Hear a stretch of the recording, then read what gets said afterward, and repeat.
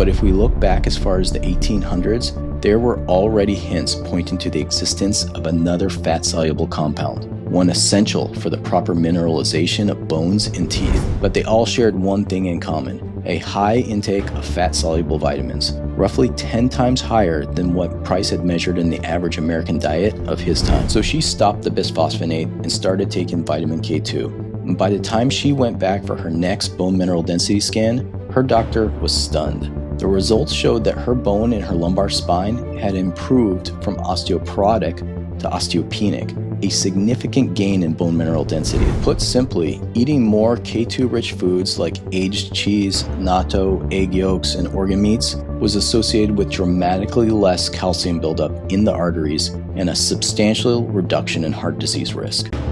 My name is Dr. Ravi Kumar. I'm a neurosurgeon in search of the causes of human illness and the solutions that help us heal and thrive.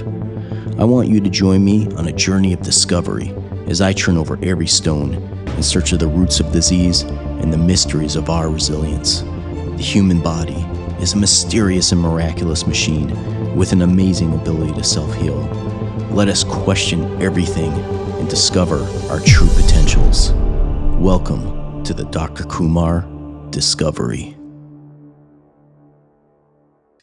My name is Dr. Ravi Kumar, and welcome to the Dr. Kumar Discovery Podcast. Today, we're diving into one of the most misunderstood and underappreciated nutrients in modern health, vitamin K2, a fat-soluble vitamin that plays a critical and often overlooked role alongside vitamin D. For decades, vitamin D has been celebrated as the key player in bone health. But if we look back as far as the 1800s, there were already hints pointing to the existence of another fat-soluble compound, one essential for the proper mineralization of bones and teeth. It would take nearly a century before that mystery nutrient was identified as vitamin K2. Vitamin K2 helps direct calcium where it belongs, into our bones and teeth, and keeps it out of places it doesn't, like our arteries and soft tissues. Without it, we not only face lower bone density, but also the risk of vascular calcification, which sets the stage for cardiovascular disease. Unlike many of the micronutrients that still linger in our modern food supply, vitamin K2 has nearly vanished from the modern diet.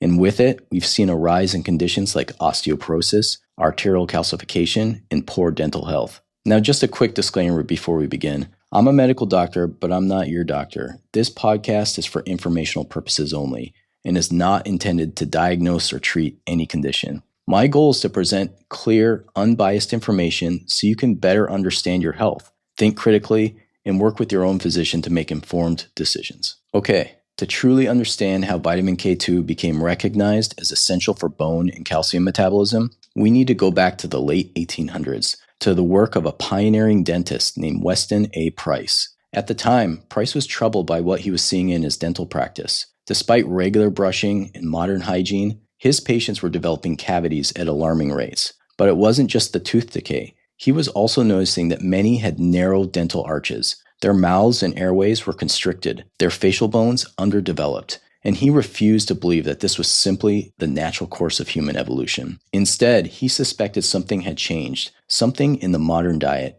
So Price began an ambitious journey to find out what had gone wrong. He traveled the world, studying traditional cultures that still lived untouched by industrial foods. His travels took him to remote alpine villages in Switzerland, the Gaelic islands of the Outer Hebrides, Inuit communities in the far north, and the Melanesian and Polynesian islanders in the South Pacific. He studied African tribes, Australian Aborigines, New Zealand Maoris, and indigenous communities in the South American highlands. And here's what stood out. No matter where he went, regardless of race, climate, or geography, when people ate traditional diets, they had wide, well-formed faces, straight teeth, and almost no dental decay.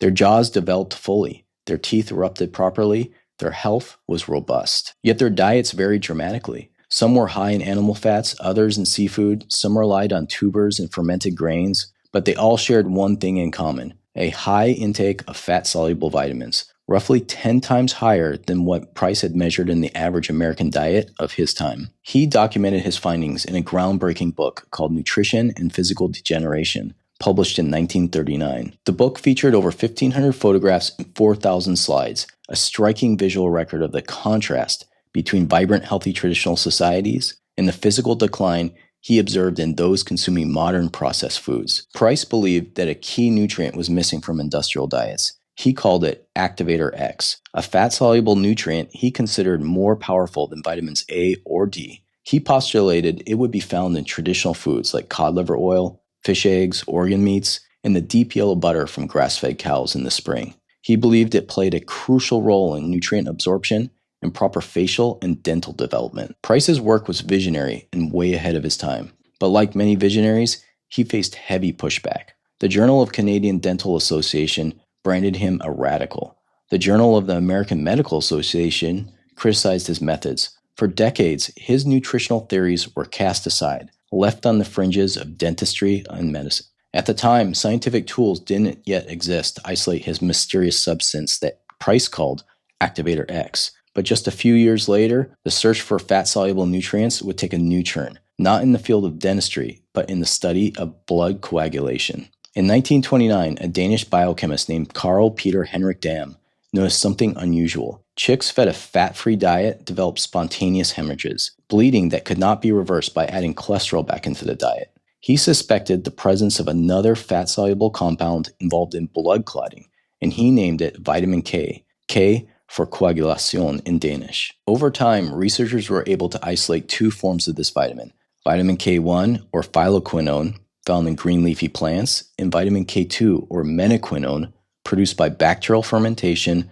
and found in animal products like egg yolks, liver, and certain cheeses. Dam and another scientist, Edward Doisy, would go on to share the Nobel Prize in Physiology and Medicine for their discovery of these two essential compounds. But for decades, vitamin K2 was thought to play only a minor role in human health, mainly involved in blood clotting, and it wasn't connected to Price's Activator X. Price died in 1948, still convinced that there was a fat-soluble catalyst essential for mineral homeostasis and skeletal development. But it would take several decades before science caught up to his theory. Eventually, researchers began uncovering vitamin K2's role in calcium homeostasis, helping shuttle calcium into bones and teeth and away from soft tissues like arteries and organs. As the evidence grew and new consensus began to form, the mysterious nutrient Price had described, the one so abundant in traditional diets, was almost certainly vitamin K2. Hey guys, if you're finding value in this episode, I have one quick ask. I'm doing this podcast to make sense of the health world,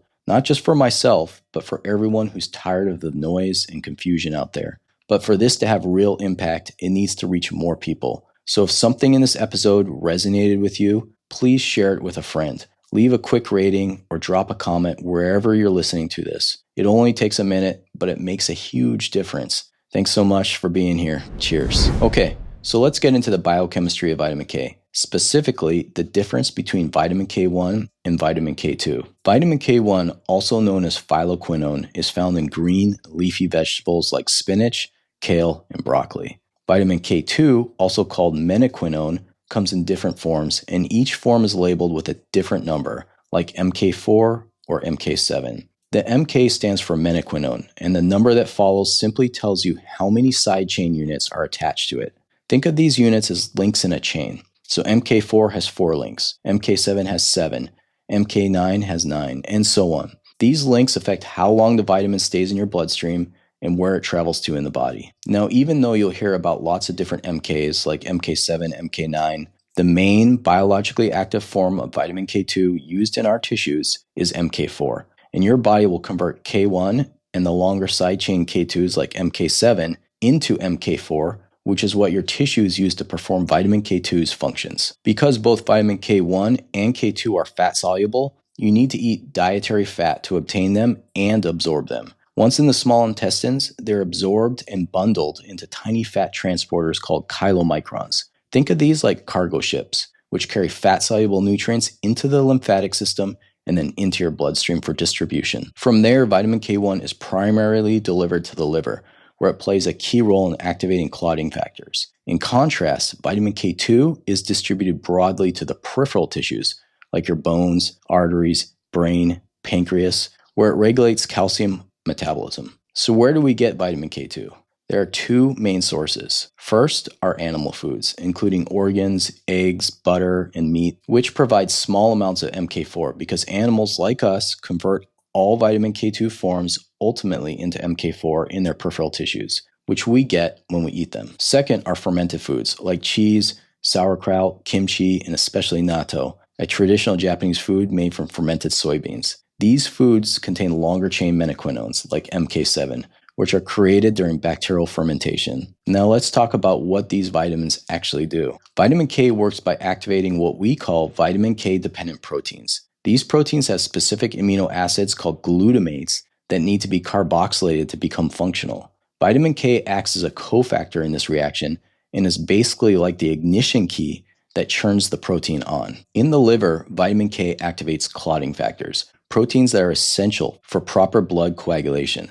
That's why vitamin K1 deficiency can lead to bleeding problems, and it's also why warfarin, also known as Coumadin, a common blood thinner, works by inhibiting vitamin K, essentially preventing the activation of clotting factors. Outside the liver, vitamin K2 activates other proteins, ones that determine where calcium ends up in the body. Two of the most important are matrix GLA protein and osteocalcin. Matrix GLA protein prevents calcium from being deposited in soft tissues like your arteries and joints. When activated by K2, it binds up calcium and keeps it from crystallizing where it shouldn't. Osteocalcin incorporates calcium into your bone matrix. When activated, it binds to hydroxyapatite, a calcium-based mineral, and integrates into the structure of the bone, essentially mineralizing and giving structure to your bones. So to summarize, vitamin K1 helps you clot. Vitamin K2 helps you calcify, but in the right places. In states of adequate vitamin K2, calcium is directed into your bones and teeth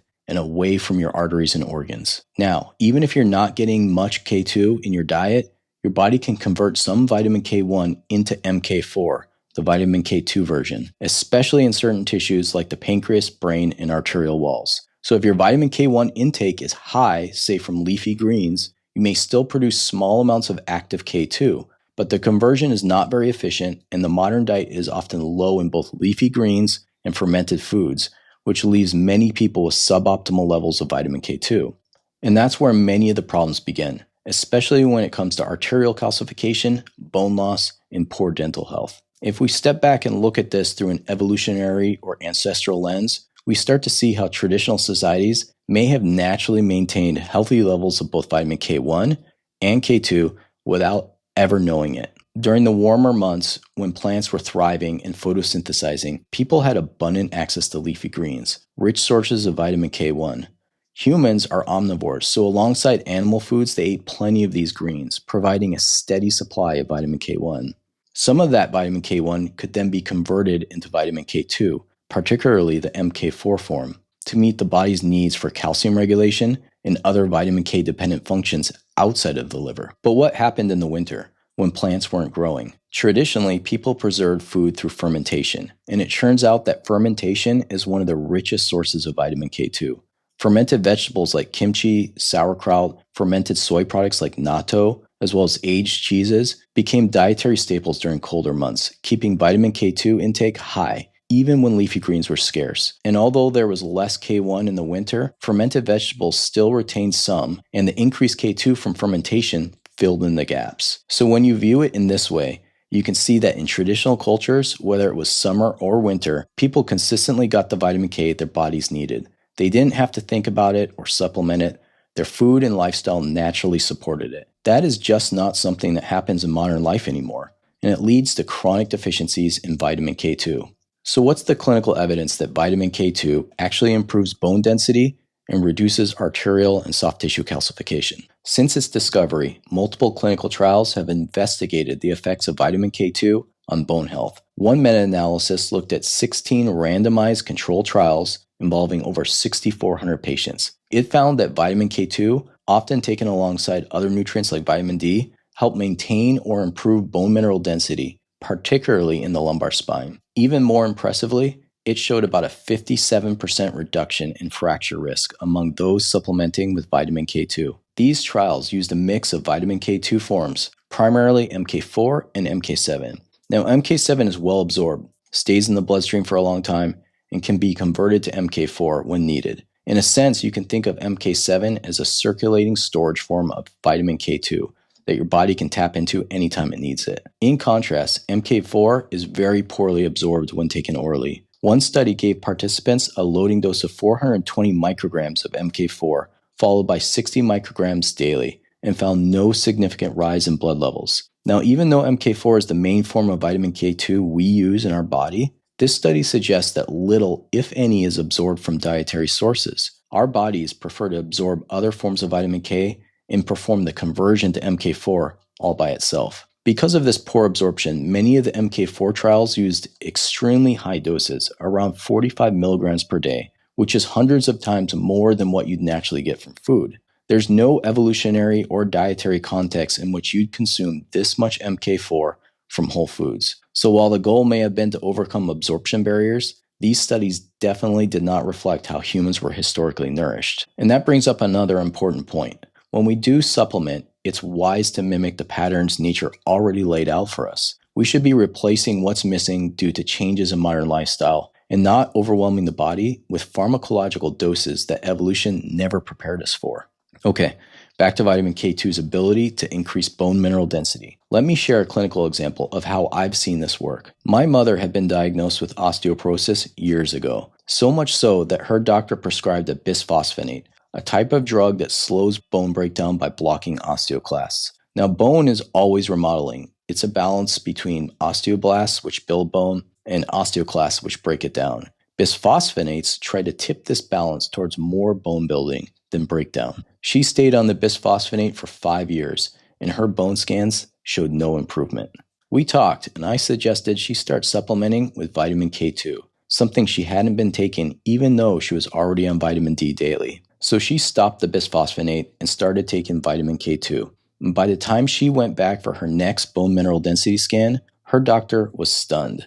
The results showed that her bone in her lumbar spine had improved from osteoporotic to osteopenic, a significant gain in bone mineral density. This result fits exactly with what we've seen in clinical trials. Vitamin K2, especially when paired with vitamin D, helps improve bone density, particularly in the lumbar spine. And in her case, the most effective intervention wasn't a drug.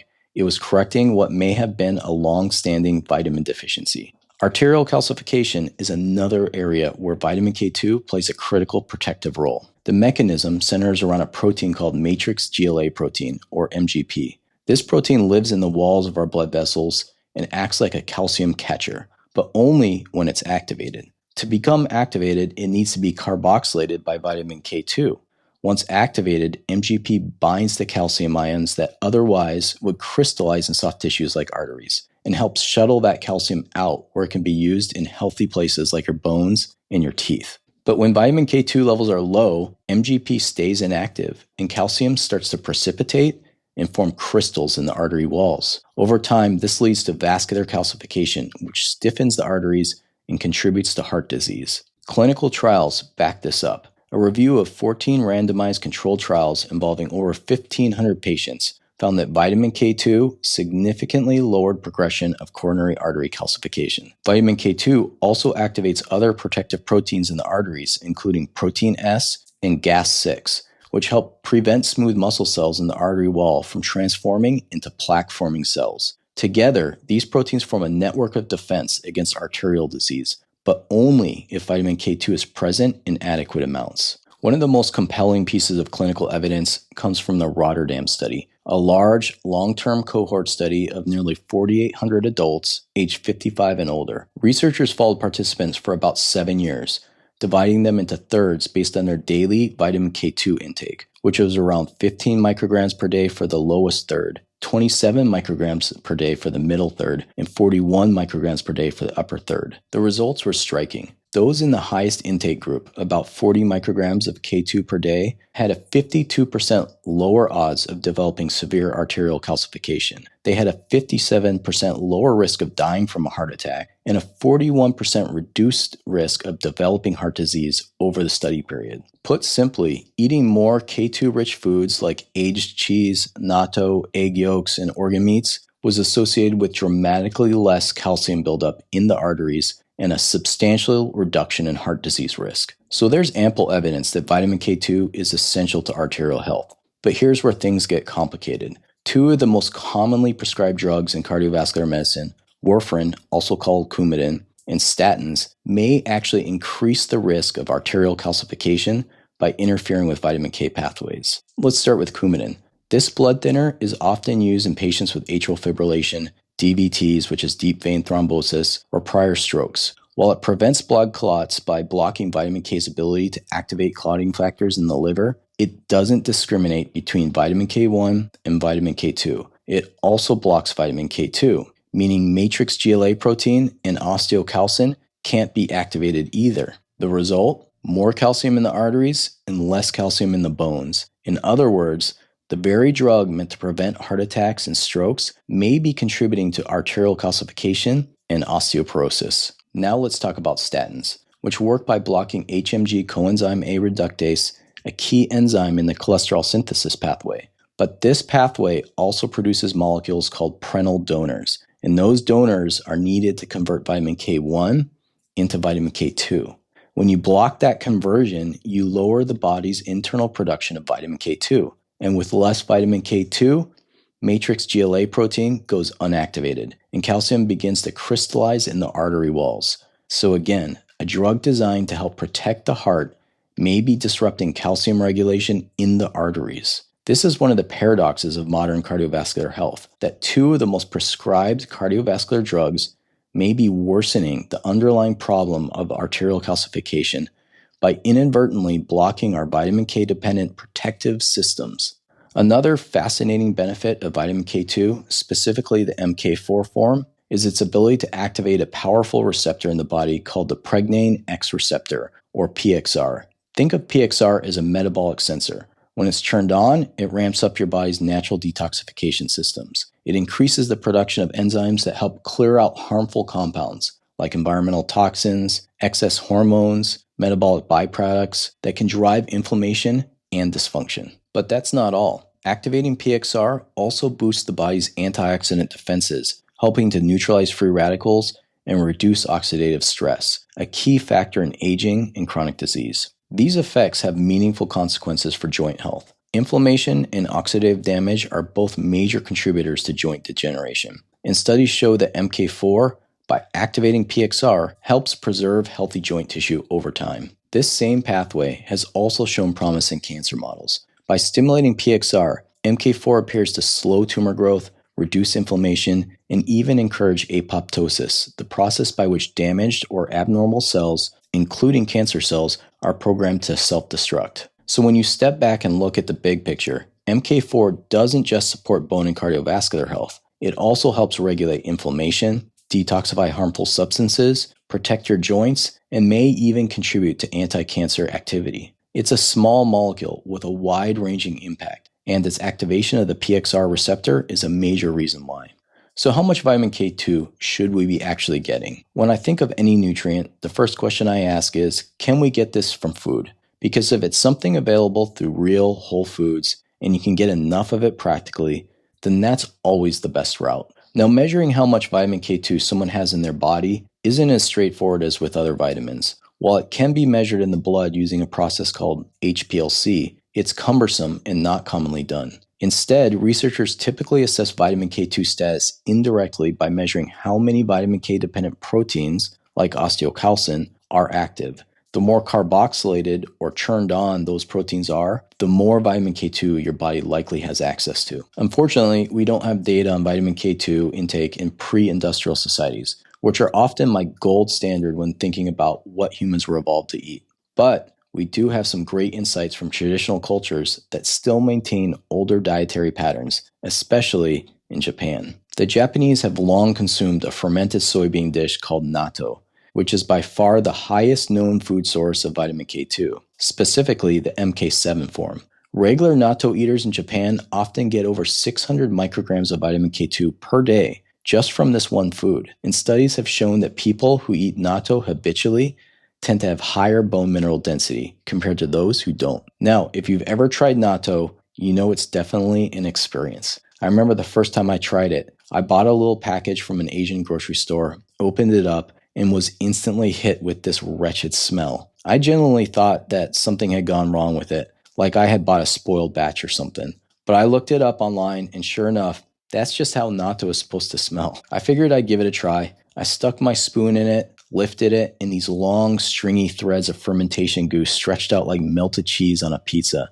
The texture was slimy, The smell was intense. I took a bite and immediately decided I was never going to eat that again. But my curiosity continued to grow, and I bought another package of natto, and then another. Eventually I got used to it and then started craving it. I even began making it at home. I bought natto spores, cooked up black beans, and fermented them in my yogurt maker until they formed that same stringy, mucousy, funky smelling concoction. I started eating it with eggs in the morning, and somehow my brain and my taste buds adapted. It became a part of my morning ritual, and I genuinely loved it. Natto isn't just a nutritional powerhouse, it's also a staple in many Japanese households, especially among older adults. And because it delivers such high amounts of vitamin K2 in the form of MK7, Japan became an ideal setting to study the long-term effects of naturally high K2 intake in real people living normal lives. Researchers asked a simple question: what happens when people consistently get large amounts of vitamin K2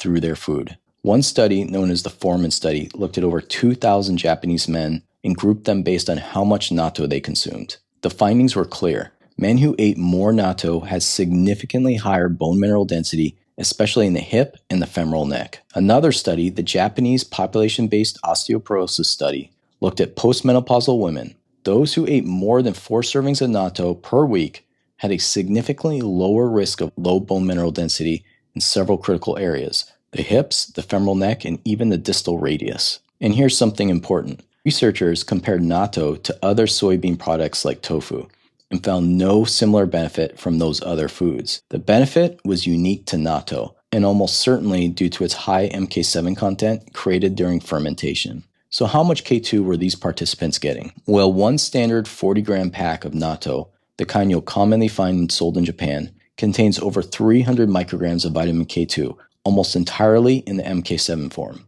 Many habitual natto eaters consume a pack a day or more, meaning they're easily getting 300 to 600 micrograms of vitamin K2 per day from their diet alone. That's a powerful real-world clue. If people consuming 300 micrograms or more of vitamin K2 daily in the form of natto are consistently showing better bone mineral density across large populations of men and postmenopausal women, then it's reasonable to consider this as a reference point for how much might be beneficial. Now, when I was making my own natto at home, it was totally doable for a while. I stuck with it for weeks, but I don't live in a traditional Japanese society, and I'll be honest, staying consistent with fermentation products is hard. Life gets in the way. And while I still believe the best way to get vitamins and minerals is through food, if I can't consistently do that, I'd rather supplement than end up deficient. That's where vitamin K2 supplementation makes sense. Now, we've talked about the 2 key forms of vitamin K2, MK4,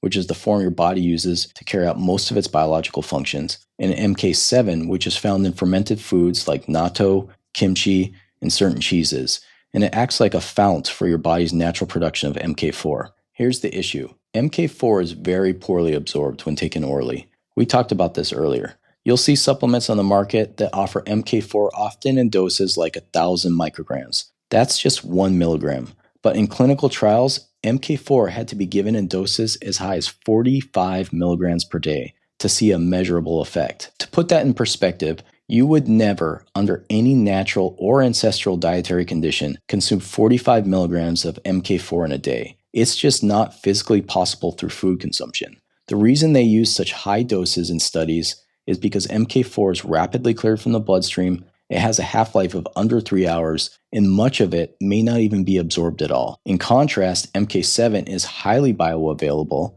Clinical trials have shown that 180 to 375 micrograms per day of MK7 is enough to produce meaningful benefits, particularly in maintaining bone mineral density in the lumbar spine and slowing the progression of arterial calcification. In populations like the Japanese who eat natto regularly, naturally fall into or even exceed this range without any adverse effects. And importantly, MK7 is not wasted. Your body converts MK7 to MK4 in the tissues where it's needed, like bone, arteries, pancreas, brain. Animal studies confirm that nutritional doses of MK7 significantly raise MK4 levels in these tissues. MK7 also sticks around. After you take it, it's absorbed well, and reaches peak levels in the blood within a few hours. It has a half-life of about 3 days, meaning it stays in circulation long enough to reach various tissues, traveling in LDL, the same particle that transports cholesterol and fat-soluble nutrients to areas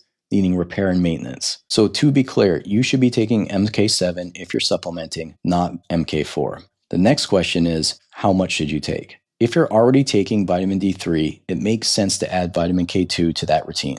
They're complementary vitamins. Based on the clinical data, a practical and effective reference range for MK7 supplementation is somewhere between 180 micrograms and 375 micrograms per day. We don't have an exact number that fits everyone, but we do know that 180 micrograms per day is enough to see real benefit. And people eating traditional diets in Japan often go well above 375 micrograms without toxicity. So here's what I do personally. My wife, my children, and I all take 250 micrograms of vitamin K2 MK7 version in a gel capsule. We avoid the powders as they don't absorb well, and I always take it with a meal that contains fat for proper absorption.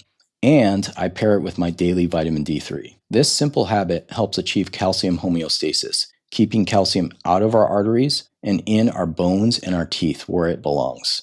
Now, for postmenopausal women, this can be a valuable strategy for preserving bone health, and it's something that you should consider as part of an integrated strategy along with hormone replacement therapy, another heavily misunderstood domain in human health. At the end of the day, the goal is to restore the balance of micronutrients that our ancestors had access to through food, but which is now missing in our modern daily lives. And by doing that, we come closer to the kind of vibrant health that Dr. Weston Price observed in his travels among people living in harmony with their environment, eating the way that evolution and nature intended. In our next episode, we'll be talking about omega-3 fatty acids, one of the most researched yet underrated nutrients in modern health. We're going to dive deep into the science behind these essential fats, from boosting brain development in kids to supporting heart health, reducing inflammation, and even lifting mood in adults. We'll also look at what to consider when choosing a supplement, because not all omega-3 oils are created equal. So I hope you'll join me for the next chapter in this journey of discovery. Thanks for listening. I'm Dr. Ravi Kumar, and I'm truly glad you're here. Cheers.